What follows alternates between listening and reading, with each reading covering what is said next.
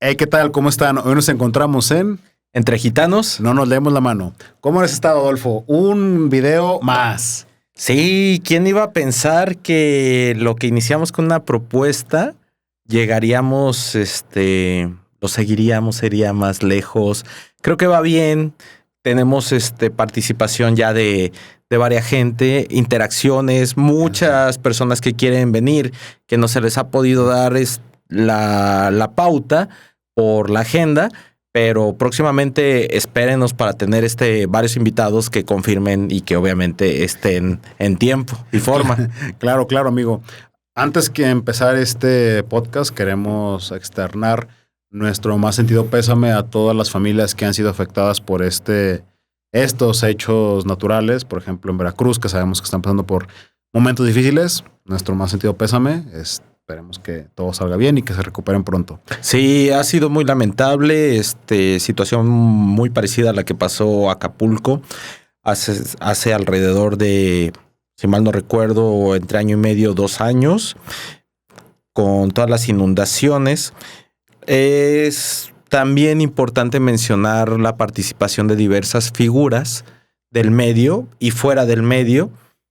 Todos creo que debemos de participar, pero debemos de saber cómo participar porque se ha dicho que algunos víveres no llegan a donde deberían de llegar. Exacto, son cosas complicadas. Digo, creo que en las redes hay mucho que ver y pues lamentamos los hechos que han pasado y tenemos fe en que todo va a estar bien. Así que cualquier cosa, comentario, situación, ya saben, coméntelo, denle me gusta, síganos por favor. Nosotros somos portadores de su voz. Cualquier situación que quieran que lo manifestemos, ya saben. Aquí estamos. Y bueno, efectivamente. Retomando. ¿Y hoy de qué vamos a hablar, amigo? Pues yo creo que es muy importante que hablemos sobre las virtudes que deben de tener ante una cuestión que no podemos decir como...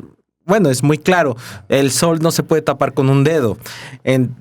Viendo todas las sesiones que ha habido, independientemente de nuestro máximo tribunal, las sesiones que han tenido los tribunales, cosa que ya lo habíamos dicho, pues tenemos que hablar sobre la ética judicial y los valores que deben de tener los juzgadores, los nuevos juzgadores y los juzgadores que han tenido. Aparte sobre la formación profesional que deben de tener en sí, en general, todos los profesionistas del derecho, ¿no? Sí, claro, claro. Hay que recordar, y bueno, les comentamos que nosotros nos regimos por un código de ética. Sí, sí existe un código de ética, que hay que aclarar. El cual es el Código de Ética de la Suprema Corte de Justicia de la Nación en su momento, que tenía 5 pilares, básicamente, los cuales te preguntaban incluso en los exámenes de acreditación, tanto para oficiales, actuarios, secretarios, y en su momento cuando había exámenes para jueces y magistrados. Pero bueno, ya estamos en una nueva época del Poder Judicial de la Federación. Una nueva organización popular democrática del Poder Judicial de la Federación. El pueblo bueno y sabio. Ahí está. A ver, empezamos, ¿no? Eran 5 pilares. El primero. Yo creo que antes de empezar con los pilares, es importante para toda esa gente que nos está viendo y gente conocedora, primero definir los términos, sin ser tan técnicos, sobre realmente qué es la ética. Pudiéramos decir que la ética es cómo debes de conducirte en la profesión que estás haciendo. Si nos vamos muy técnicamente, pues nos pudiéramos agarrar a los filósofos, a los griegos, a los romanos, que el término ética viene de ethos, que quiere decir cómo debes de ser. Lo que nosotros vimos en filosofía del derecho como el deber ser. Eso prácticamente es la ética, cómo debes de conducirte, ¿no? Sí, claro, hay que recordar que la ética profesional está literalmente en todas las ramas profesionales. Por ejemplo, los médicos, los abogados, las personas que se dedican a finanzas y, por ejemplo, tenemos psicólogos, psiquiatras. Bueno, tenemos una amplia variedad. Como bien lo dices, cómo hay que comportarse, qué puedes hacer, qué no puedes hacer, pero no porque alguien te lo diga, sino desde tu yo. Bien. el resumen así súper comprimido. Sabemos que pues somos muy teóricos, pero hay que recordar que aquí intentamos hacerlo más digerible. Sí, claro que sí. O sea, pudiéramos nosotros hablarles de grandes autores como lo puede ser, bueno, de los más modernos que yo me puedo acordar es de Zagrebelsky, que habla sobre la ética para los abogados, para los estudiantes, para los profesores, para los jueces, y te determina específicamente cuál es el papel que debe de llevar cada quien dentro de nuestra profesión jurídica. Pero creo que es importante delimitar que para este programa o para esta parte que nosotros vamos a hablar, yo creo que sobre dos vertientes. Es la ética que debes de tener como abogado y la ética que debes de tener como juzgador o parte del organismo que se le llama Estado, ¿no? Sí, claro, porque hay que recordar también que todo esto es un engranaje, es como una máquina. O sea, está por una parte precisamente el Poder Judicial de la Federación, el Estado, poderes judiciales locales, estatales, todo eso, y también están obviamente los litigantes que gracias a ustedes, les saludamos también y con el respeto merecido que ustedes tienen, hacen que todo este engranaje se impulse. Muy importante empezar a hablar de este tema. Pero bien, no sé si quieres ya podemos empezar a hablar de cada uno de los temas para yo creo que sí, nada más con una breve acotación sobre la ética como profesión jurista. Para empezar a entrar en el tema, en detalles. Ya quieres llegar a la carnita. No, dirían, le queremos buscar el hilo negro cuando todavía no está. Pero es una cuestión muy importante porque la profesión, si hablamos de términos éticos, de cuestión ética como jurista o como juez, es de manera muy diferente porque es diferente desde el punto de vista ¿a quién vas a defender si hablamos de una materia penal o de una materia familiar? Para que nos entiendan muy rápido. Si tú sabes de una persona que mató a alguien y te dice, defiéndeme, ¿qué es lo que vas a hacer? ¿A dónde te lleva tu ética? O una persona que tú sabes que es culpable, realmente, ¿cuál es tu ética profesional como jurista? Ahora, como juez, como parte del engranaje, como parte de este monstruo gigante que John Locke dijo que era el Leviatán y que en su momento lo determinamos que era el Estado, creo que es más fácil poder tener una ética profesional desde ese punto de vista. No siempre, eso debemos de acotarlo, pero creo que debemos de verlo desde primero el punto de vista como litigante, que es ¿cuál es tu ética profesional? ¿Cuáles son tus valores profesionales? ¿Y qué es lo que debes de hacer un espejo con la sociedad? Pudiéramos hablar de varios abogados que salen en TikTok y que yo defiendo, yo quiero, yo el otro, mi cliente me pagó, mi cliente ganó, etcétera, etcétera. Muy loable, muy defendible su labor. A final de cuentas es un trabajo. Pero ¿cuál es tu ética? ¿Qué es lo que estás defendiendo? ¿Cuáles son tus principios? Exacto, porque al final de cuentas, bueno, sabemos que hay técnicas de alto impacto, diría pues sí, lo que viene siendo la práctica común. Y pues precisamente ahí entra la ética, ¿no? O sea, hay muchas cuestiones que dicen, como litigantes, y me lo han compartido, que dicen, si mi cliente dice que el cielo es rojo, yo voy a hacer que sea rojo. Si dice esto, es esto. Voy a conseguir las pruebas, voy a fabricar lo que sea. Ahí es donde entra, ¿no? O sea, el fin que buscas, precisamente defender a la persona que te contrató, en su caso, o precisamente saber qué es lo que es realmente ante derecho. Pero bueno, ahí entra lo que viene siendo la ética. No podemos decir, yo creo que tengo precisamente una frase para eso, que es la que siempre digo, de que yo solo juzgo en mis expedientes. Así que lo demás, pero bueno, es a título personal, hay que recordar, esto es a título personal. Y pues bueno, yo creo que es momento de... Sí, yo creo que nosotros no podemos tocar ese tema de la ética profesional de los litigantes porque realmente no nos dedicamos al litigio. No pudiéramos decir qué es lo bueno o qué es lo malo. Lo único que sí pudiéramos compartirles a aquellos estudiantes que nos están viendo, a aquellos profesionistas que están apegados a la justicia, también es un término muy vago últimamente. Es importante destacar, nos estamos metiendo en términos muy filosóficos, pero es importante destacar que la justicia y el derecho nunca van de la mano, no siempre van de la mano. Entonces, ¿qué es justo? ¿Qué es la justicia? ¿Qué es el jus dicere? ¿Qué es el decir? Son cuestiones muy complejas, analíticas, que nos pudiera dar como para 2 temporadas. No, hombre, fácil. No. Hablar de ética judicial, ética, dar justicia, equidad, no, hombre, o sea, ahorita son temas muy complejos porque, pues, por ejemplo, pues cada persona tiene una perspectiva de justicia. Es como decir, si en un expediente se accede a lo que yo busco es justo, si no, entonces es injusto. Así que entra precisamente la labor de los juzgadores. También saludo a ustedes, los juzgadores, su respeto correspondiente. Y bueno, pues aquí estamos. Así que creo que es momento para que entiendan que en el caso de nosotros como servidores públicos, bueno, aquí como seres humanos que estamos, hay 5 pilares que tenemos que tomar en consideración. Y el primero, precisamente de ellos, es la independencia.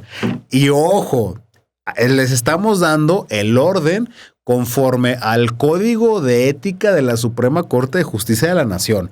O sea, el primero que se menciona es precisamente la independencia judicial. Claro, tenemos el que volverlo a ver desde el punto de vista que era una Suprema Corte de la Justicia de la Nación sin un bastoncito del mando, ¿no? También, digámoslo como son las cosas. Independencia, claro. O sea, al final de cuentas, cuando alguien acude a los órganos máximos de impartición de justicia, es eso, buscas justicia, darle a cada quien lo que se merece. Bueno.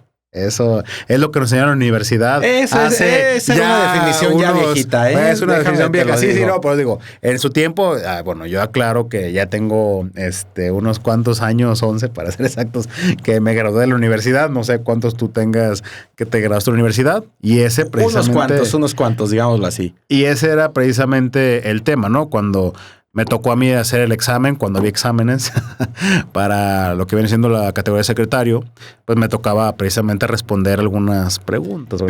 Pero es importante que lo mencionemos realmente. La independencia es, yo creo, que era el principio fundamental o la base de la diferencia de los juzgadores en su momento locales con los juzgadores federales.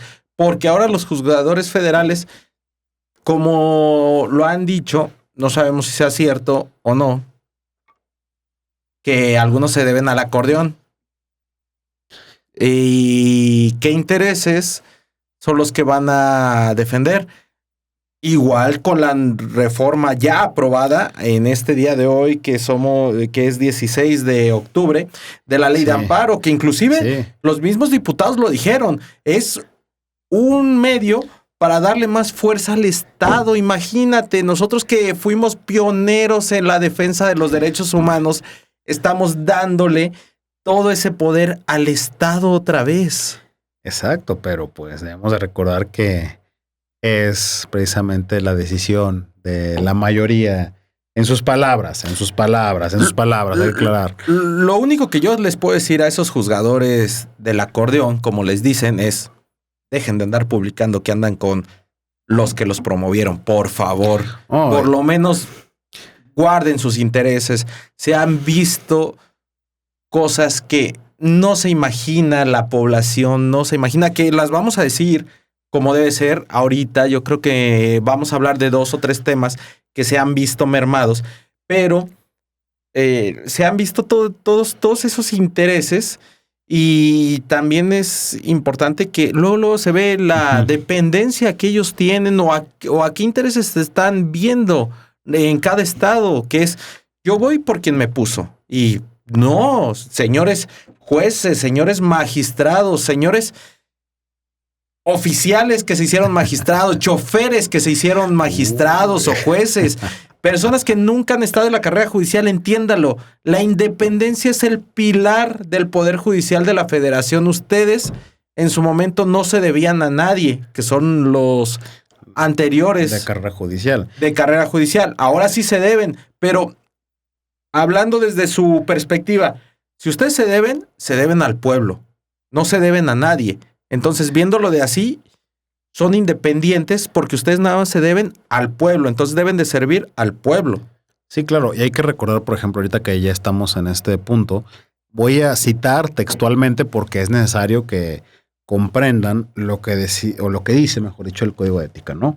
Que dice que la imparcialidad es la actitud del juzgador frente a influencias extrañas al derecho provenientes de las partes en los procesos sometidos a su potestad. Consiste en juzgar con ausencia absoluta de designio anticipado o de prevención a favor o en contra de alguno de los justiciables.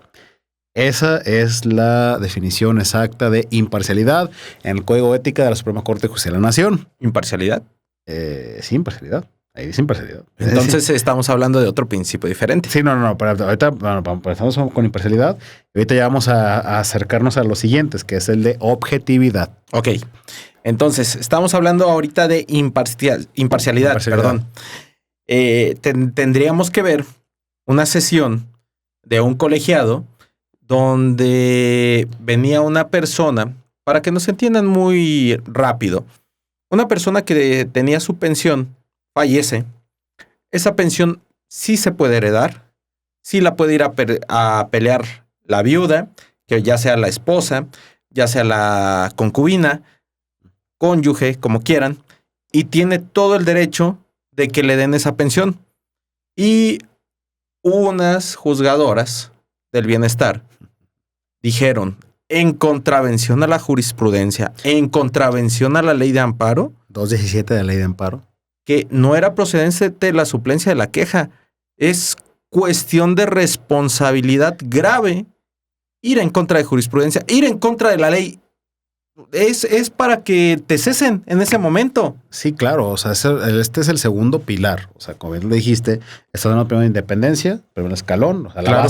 la base, ahorita como bien lo dijiste, imparcialidad, y que ya precisamente lo definimos porque sé que son términos un poquito tal vez confusos. Tal vez dices, independencia y imparcialidad, pues que no, o sea, realmente cada término tiene su razón de ser, imagínense. Claro. Y esto tiene décadas, o sea, no es de que ahorita lo saquemos, es precisamente años de evolución del derecho, años de lo que viene siendo precisamente las épocas de la Suprema Corte. Esta ética judicial nació de la partición en su momento de la Corte que hizo el presidente Zedillo, donde el poder estaba concentrado en una Suprema Corte de Justicia, donde, si mal no recuerdo, existían todas las salas. Todas las salas. Y era el presidente de la Corte y el presidente del Consejo, pero era en un solo organismo que agarró y dividió y dijo, bueno, eres presidente de la Corte y el presidente del Consejo, pero estás dividido. Y ahí empezó toda esa situación, cosa que ahorita estamos viendo que vamos en una regresión, porque sí hay un órgano de administración, un tribunal de disciplina, etcétera, etcétera, pero realmente todos están bajo un mismo poder, ¿no?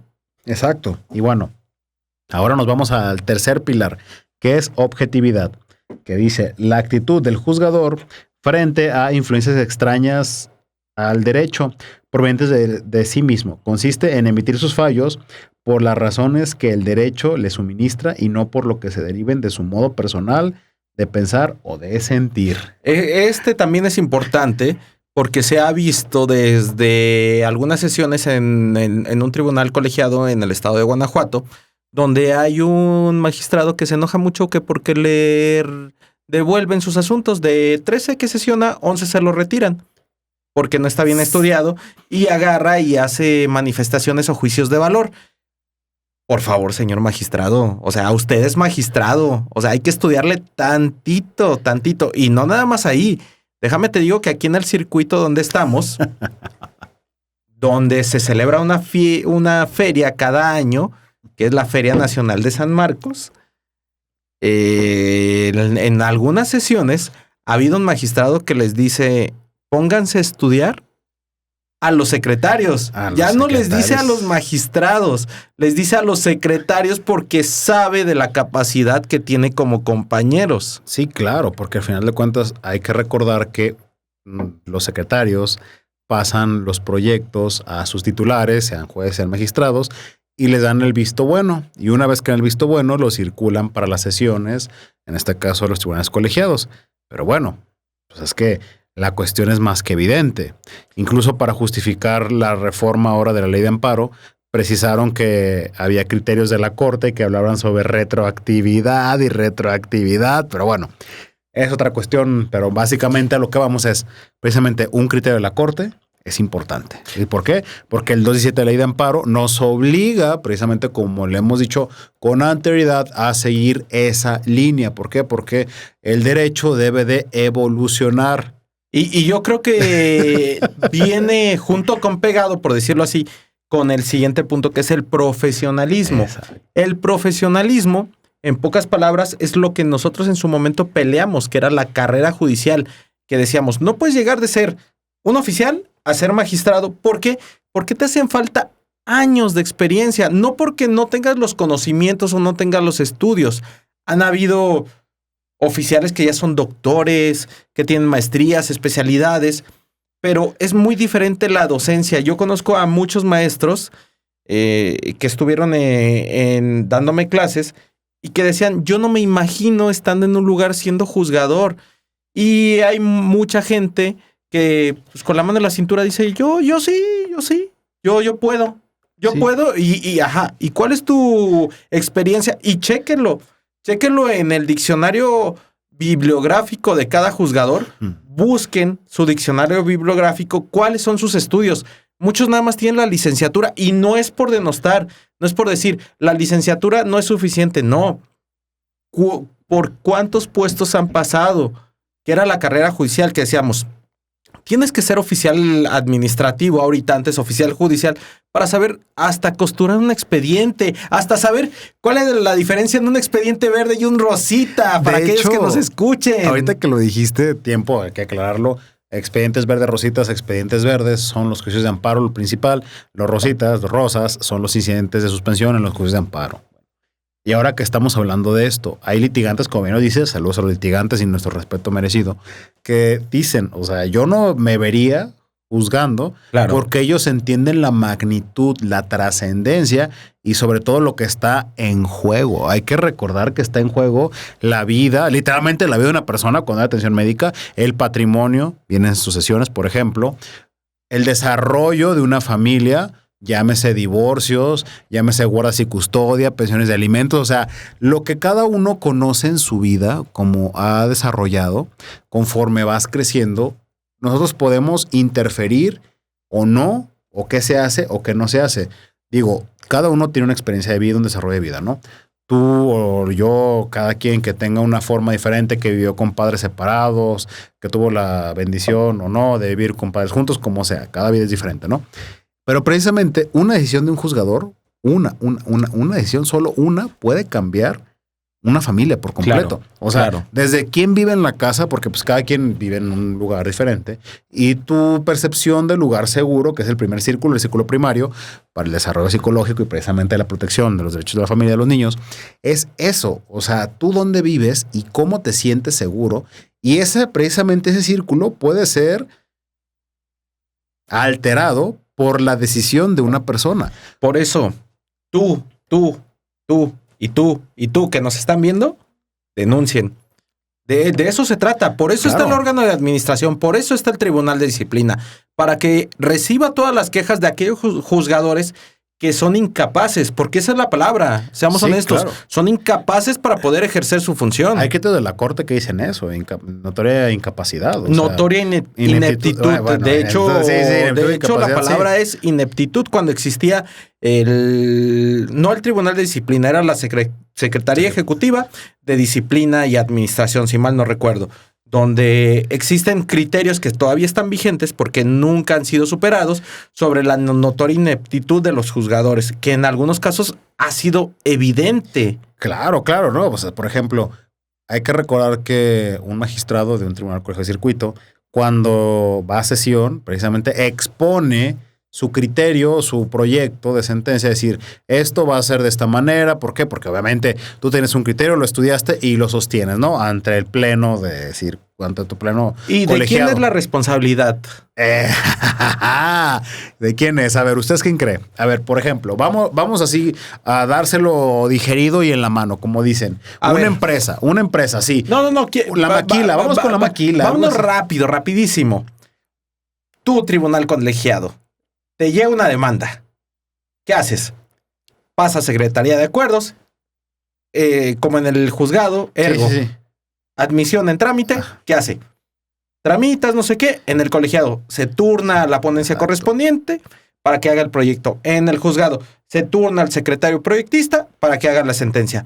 Y luego, en el juzgado se pasa el proyecto con el juez, en la fecha y hora de la audiencia constitucional, si se puede y si no, dependiendo del trabajo, sale.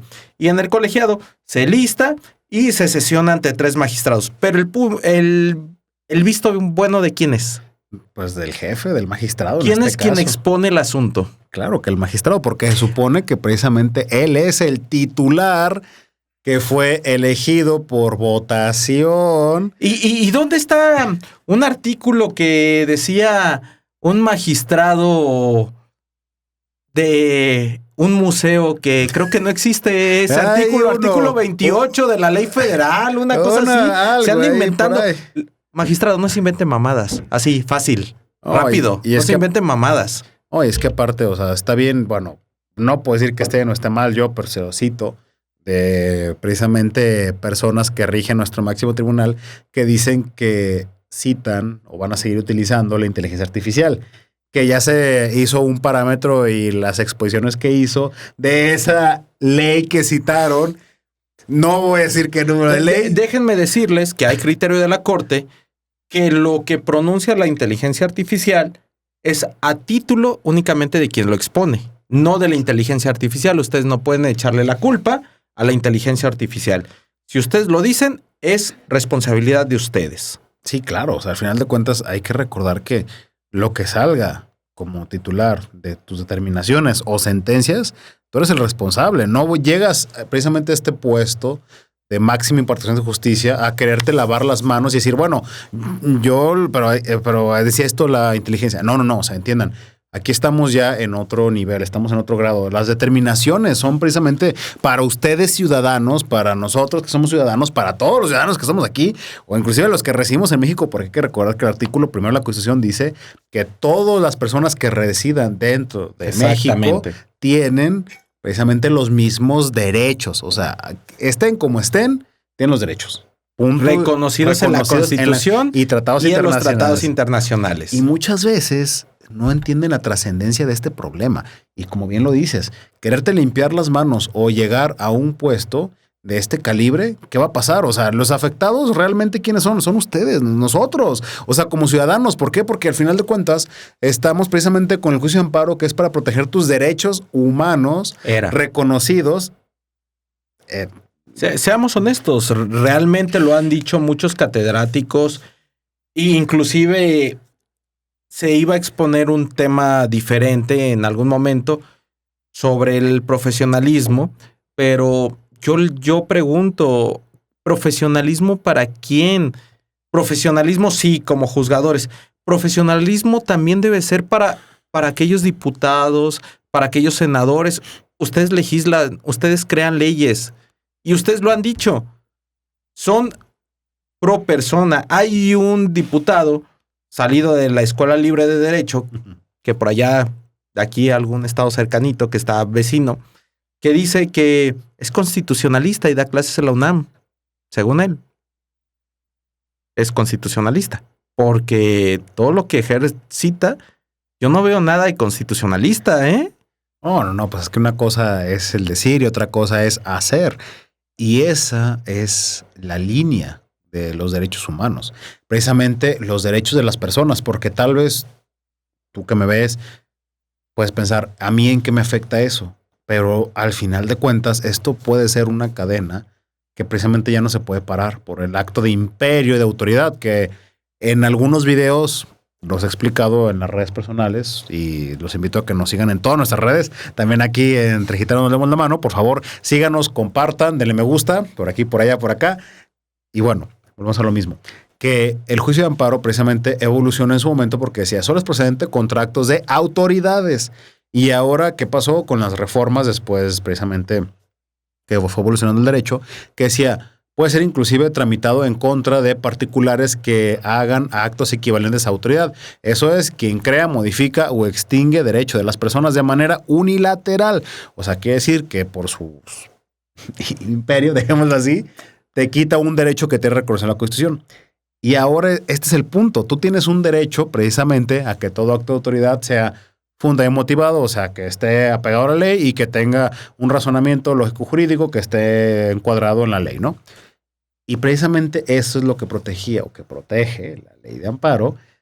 Y ahora vamos a ver con esta reforma que se publicó el día de hoy. El día de hoy en la edición vespertina. Claro, el típico madruguete que han aplicado con la famosa planadora que tienen. Sí, claro. Y el punto es de que, bueno, vamos a ver qué va a pasar precisamente con los empresarios, por ejemplo, los que les afecta precisamente el congelamiento de cuentas bancarias, que se aventaron según una justificación, bueno, bien o mal, ahí está. Los invitamos a que las vean. Pero bueno, y el último punto de lo que viene siendo el código de ética de la Suprema Corte de Justicia es la excelencia. Yo, ¿qué les puedo decir?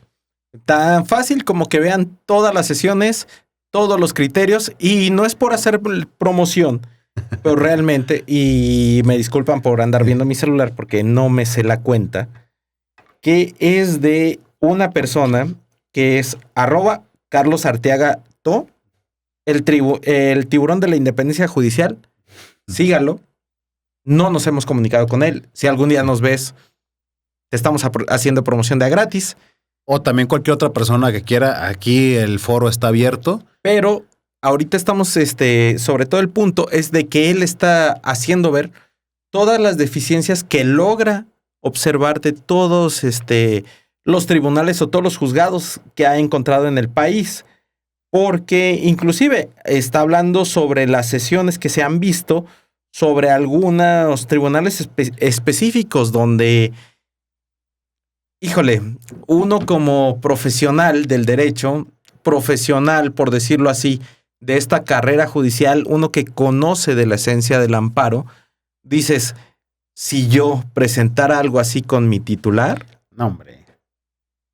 Y fíjate, no va con mi profesionalismo, la verdad. Sí, claro. Mira, por ejemplo, digo, no voy a nombrar todos, pero en las definiciones de excelencia, no me refiero de los puntos porque son varios, ya. Pero los que importan es, por ejemplo, aquí fácil, humanismo, y grábenselo bien, humanismo, prudencia, responsabilidad, orden,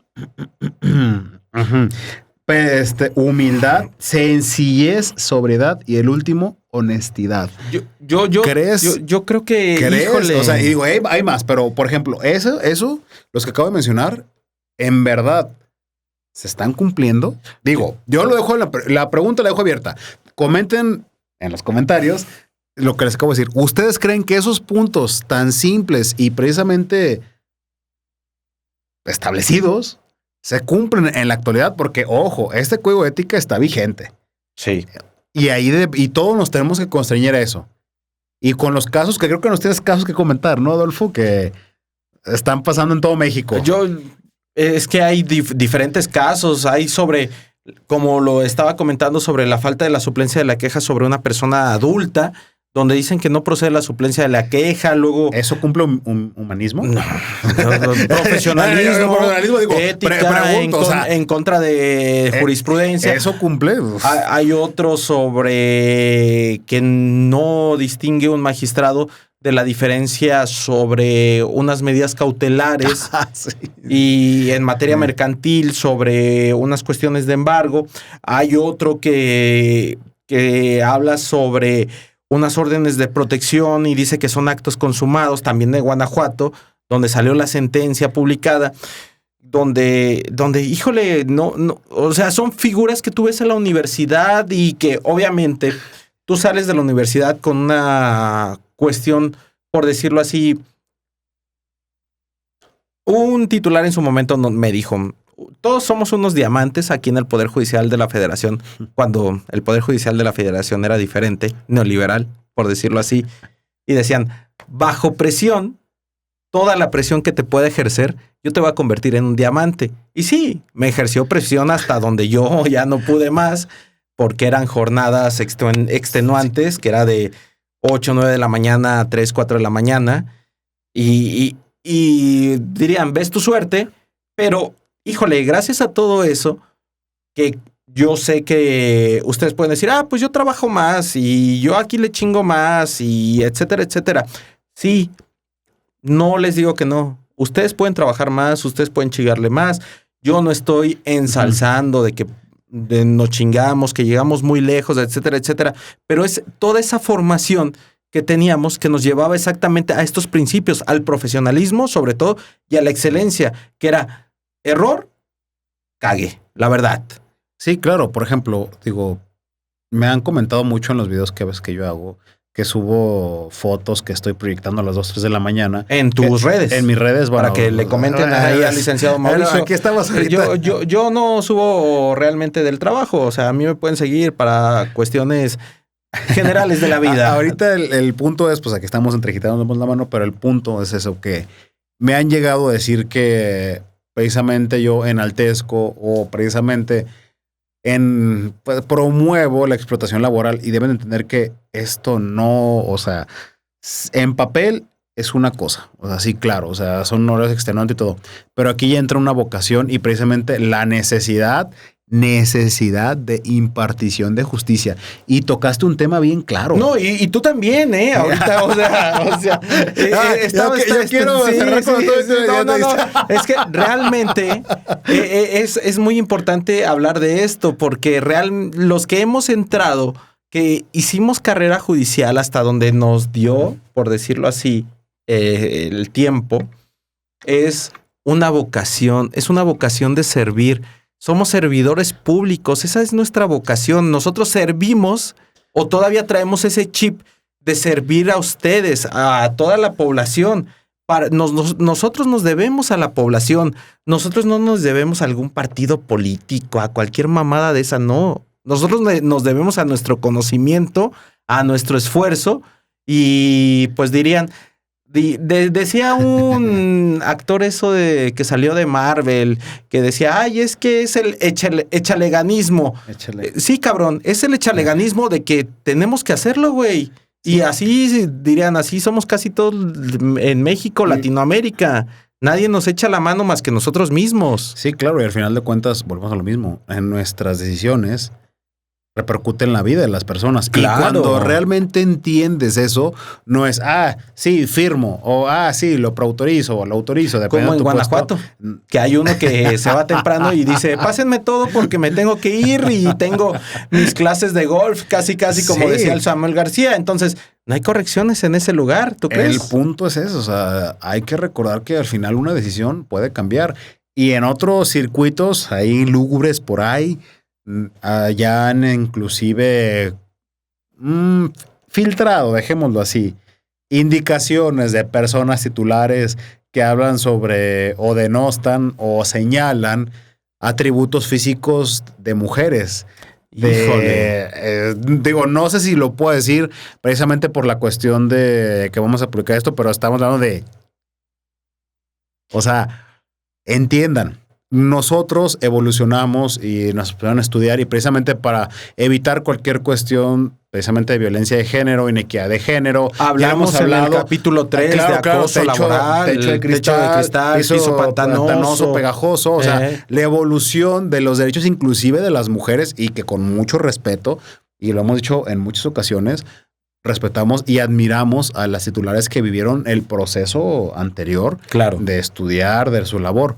Y bueno, el punto de que ahora en este nuevo organización, dejémoslo así, estamos viendo incluso ese tipo de comentarios de atributos femeninos. O sea, imagínate, cuando se supone que fue todo un proceso para evolucionar y ahora denostas o haces ver precisamente esa cuestión de una mujer. Yo nada más les digo, compañeros de... denuncien quejas. Bueno, esa es una. Disculpa. Y otra, compañeros que... Y fue muy sonado en un juzgado de distrito en Nesa, que pasó esa situación donde inclusive la titular manoteó, gritó, que les dijo, oigan, yo no quiero ni atrás ni acá, porque este juzgado vamos a trabajar y no sé qué. Y luego salió un video de control de daños y donde dijeron, de todos esos, pues 3 son los que llevan mucho tiempo ahí y todos los demás fueron como que, ay, sí, para quedar bien. Para eso está el Tribunal de Disciplina, para eso están ahorita las quejas y les recuerdo, todos somos abogados. La ley nos da diversas herramientas para podernos defender. Hay medidas cautelares sobre suspensión en el trabajo, suspensión para cambio. Y están vigentes porque todavía no se han modificado. Y claro, o sea, lo hablamos compañeros y litigantes y ciudadanos, lo reiteramos y les hemos dicho muchas veces, les dejamos la liga por aquí, por acá, por allá, no sé dónde pongan la liga, donde pueden hacer sus denuncias, sus quejas administrativas. Si ven algo, no tienen por qué pararse, o sea, ustedes tienen los medios correspondientes. Y puede ser a título propio e inclusive de manera anónima. Lo único que les pide el órgano de administración judicial son una narración de los hechos y pruebas. Y de hecho, ahorita que dijiste eso de anónimo, pues deben de pensarlo las personas titulares, las que están aquí, que creen que es fácil o que consideran que solo por imponerse y decir yo desde que llegué aquí ya tengo una misión y hacer o echar para atrás toda la experiencia profesional de incluso abogados que inclusive, cito textualmente de nuestro ministro presidente, no despidan porque hay precisamente experiencia que aprovechar. Y precisamente, volvemos a lo mismo de otros circuitos que ha pasado, que los exhortan a que primero, no resuelvan contra constancia. O sea, lo primerito, no resolver en contra de lo que está en el expediente. Y segundo, no resolver en contra de criterios de la Suprema Corte de Justicia de la Nación, porque hay que recordar que es nuestro máximo órgano de impartición de justicia y esto es en pro de todos nosotros, de los ciudadanos, así a pie, de tú, yo, de los demás, es en pro de todo. Pero bueno, pues ya... Yo creo que ya el tiempo ya nos dio, ya no nos da para más. Lo que les podemos decir es, sigan nuestras redes, comenten, por favor. Para el próximo episodio vamos a tener una invitada muy especial. Nos va a hablar sobre una cuestión muy técnica, sobre todo lo que estamos viendo, sobre la profesionalización, despersonalización. Ya una cuestión que no tiene nada que ver con nosotros, ya es una cuestión muy especializada. Estén pendientes, no les podemos decir quién es, no les podemos decir qué se trata, para que estén ustedes y nosotros pendientes sobre este tema. También queremos darle gracias a un lugar donde vamos a cerrar esta primera temporada. Claro. Va a estar muy bueno ese show. Hay que decirlo, bueno, este es el episodio número 7. 7, ¿verdad? Sí, 7. Disculpen, es que sigan nuestras redes y van a entender que pues ahorita estamos en el proceso y en lo que se está adaptando y se están subiendo los videos. Denos chance, aguanten. Pero estamos en el episodio número 7 y esperemos, si nos siguen apoyando, les reiteramos, comenten cualquier situación que necesiten, mándenos mensaje privado. Quien quiera venir, es su foro, abogados, litigantes, personas, ciudadanos, cualquier persona que guste venir. Personal jurisdiccional también. Claro. Nuevos titulares que quieran defender su postura. Titulares anteriores que quieran defender la carrera judicial. Los jubilados. Aquí todos. También. Sí, todas las personas que gusten, este es un foro abierto. Comenten, por favor, síganos, compartan y sobre todo, aquí estamos. Es un gusto darle voz a quien precisamente no tiene. Ahorita les recordamos que pueden ver nuestro anterior video, que está dividido en 2 partes, precisamente que habla sobre el acoso laboral. Que era nuestro video número 3, pero terminó siendo como el 5.5, por decirlo así. Pero véanlo.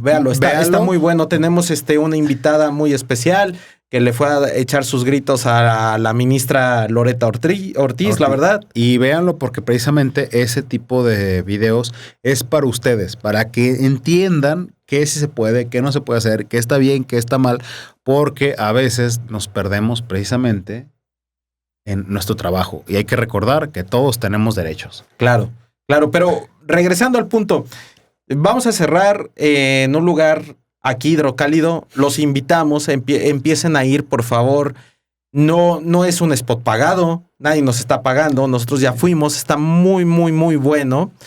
Y Mau, por favor, recuérdanos el nombre. La Perla Cevichería de barrio. Eso. Exactamente. Vayan por unas tostadas, por unos tacos gobernador, aguachiles, por un ceviche de sierra que está, híjole, como si estuvieras allá en Maza. En Mazatlán, precisamente los propietarios son de allá, de esos rumbos exóticos y muy buenos. Aquí en Aguascalientes, donde grabamos este podcast, no tenemos mucho acceso a una frescura tanto como ahí. Así que los invitamos a que acudan y hay que recordar que precisamente ese va a ser nuestro último lugar para la grabación de esta primera temporada. Es correcto. De esta primera temporada, 10 episodios. Por favor, estén atentos, ya saben. Comenten, denos me gusta, por favor, síganos. Quien quiera ir también avísenos. Quien quiera ir, claro, o sea, si quieren ir, adelante, ¿eh? Vamos a dejar precisamente sus redes por aquí, por allá, por acá, por acá, no sé en qué momento o dónde estén, pero por favor, es un gusto y siempre aquí estamos precisamente para ustedes. Así que creo que ya terminamos por el día de hoy, episodio, por decirlo así, en su podcast. Entre Gitanos. No nos leemos las manos. Nos vemos. Bye.